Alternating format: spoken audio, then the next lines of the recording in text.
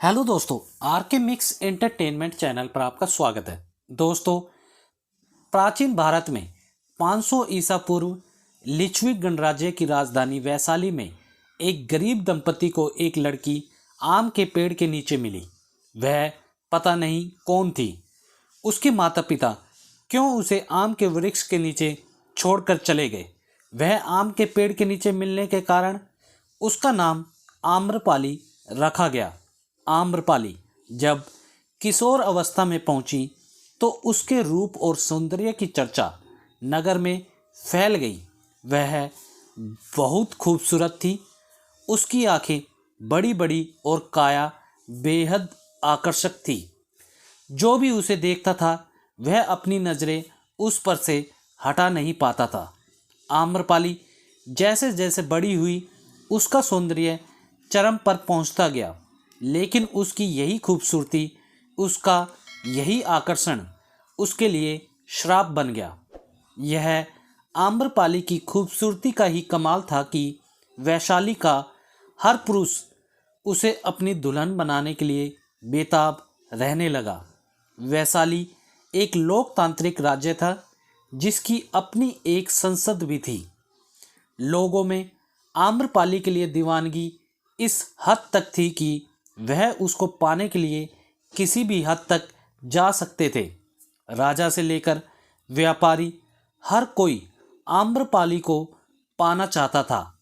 दोस्तों, आम्रपाली के लिए शादी के प्रस्तावों के ढेर लग गए।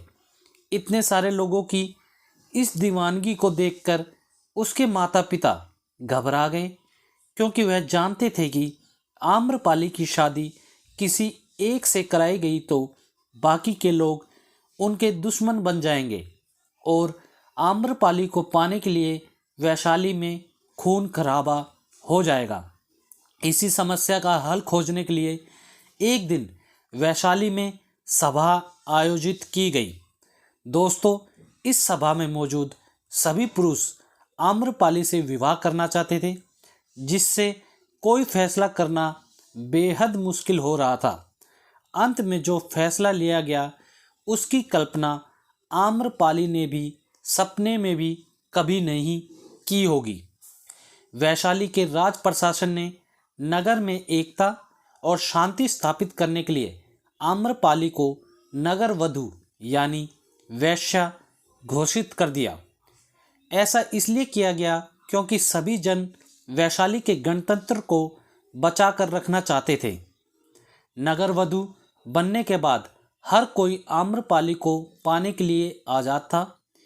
इस फैसले ने उसे नगर के सभी लोगों के लिए एक वेश्या बनाकर रख दिया। आम्रपाली को जनपद कल्याणी की उपाधि 7 साल के लिए दी गई। इसे साम्राज्य की सबसे खूबसूरत और प्रतिभाशाली महिला को दिया जाता था। आम्रपाली को अपना महल मिला, सेविका मिली और लोगों से शारीरिक संबंध बनाने के लिए चयन का अधिकार भी मिला। बाद में वैशाली लोकतंत्र के नियमों के अनुसार आम्रपाली दरबारी बन गई। आम्रपाली ने सभी के इस फैसले को अपनी तकदीर का लिखा मानकर स्वीकार कर लिया। उसने सालों तक वैशाली के धनवान लोगों का मनोरंजन किया। एक आम लड़की की तरह वह भी खुशी खुशी अपना जीवन जीना चाहती थी, लेकिन ऐसा हो नहीं सका। वह अपने दर्द को कभी बयां नहीं कर पाई और अंत में वही हुआ जो उसकी नियति ने उससे करवाया।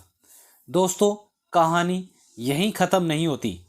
कहा जाता है कि मगध के राजा बिंबिसार आम्रपाली पर मोहित हो गए थे और मगध राज्य के वैशाली के साथ हमेशा ही शत्रुतापूर्ण रिश्ते रहे।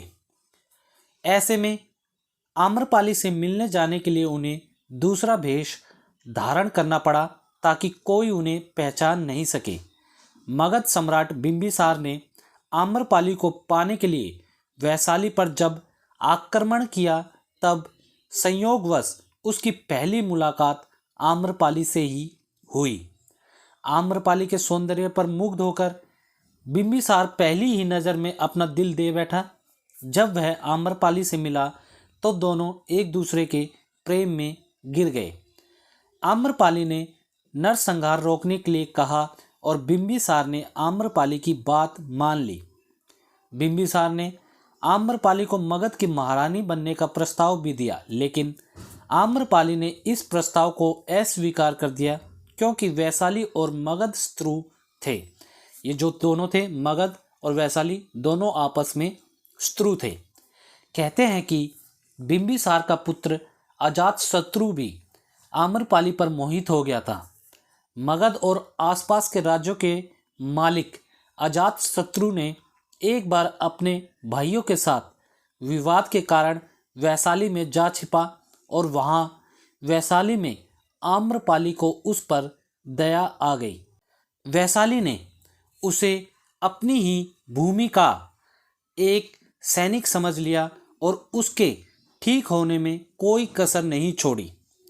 वह अंततः करीब आ गए और धीरे धीरे उन्हें एक दूसरे से प्यार हो गया।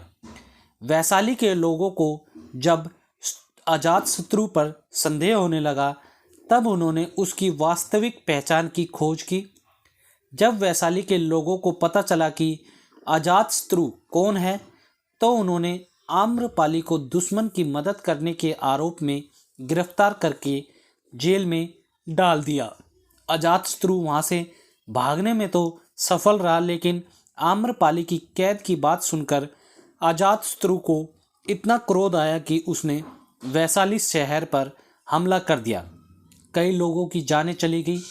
अजातशत्रु ने पूरे शहर को ध्वस्त कर दिया और उसमें आग लगा दी। यह सब देखकर आम्रपाली काफ़ी घायल, भयभीत और दुखी महसूस करने लगी। वह अपने राज्य से बहुत प्यार करती थी। उसकी कीमत पर वह अपने प्रेम को नहीं पाना चाहती थी। आखिरकार उन्होंने अजातशत्रु के प्यार को ठुकरा दिया। दोस्तों, जीवन के इस मोड़ पर उसने बौद्ध धर्म अपनाने की अपनी तीव्र इच्छा की पहचान की। आम्रपाली ने बौद्ध भिक्षु को न केवल खाने पर आमंत्रित किया बल्कि 4 महीने के प्रवास के लिए भी अनुरोध किया। दोस्तों, 4 महीने बाद आम्रपाली बौद्ध भिक्षु के साथ गौतम बुद्ध से मिलने गई और बुद्ध के चरणों में गिर गई। आम्रपाली ने गौतम बुद्ध से कहा कि वह बौद्ध भिक्षु को मोहित नहीं कर पाई और 4 महीने बौद्ध भिक्षु के साथ बिताने पर उसे महसूस हुआ कि जीवन क्या है। फिर एक वैश्या के रूप में उसने अपना जीवन छोड़ दिया और बहुत ही साधारण बौद्ध जीवन शैली को स्वीकार कर लिया। तो दोस्तों, आज के लिए बस इतना ही। आपको यह आम्रपाली की कहानी कैसी लगी हमें कमेंट कर ज़रूर बताएं और ऐसी ही रहस्यमयी कहानियाँ जानने के लिए मेरे चैनल को सब्सक्राइब कर लें। दोस्तों, वीडियो अच्छी लगी तो वीडियो को लाइक करें, मैक्सिमम से मैक्सिमम हर जगह शेयर करें।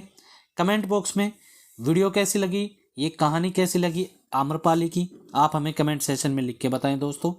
और दोस्तों, इसी के साथ यदि आप लोग मेरे चैनल पर नए हैं तो सब्सक्राइब बटन को दबाकर मेरे चैनल को सब्सक्राइब करें और न्यू नोटिफिकेशंस के लिए बेल आइकन पर क्लिक करें ताकि आपको ऐसी ही वीडियोस टाइम टू टाइम और सबसे पहले मिल सके। धन्यवाद दोस्तों।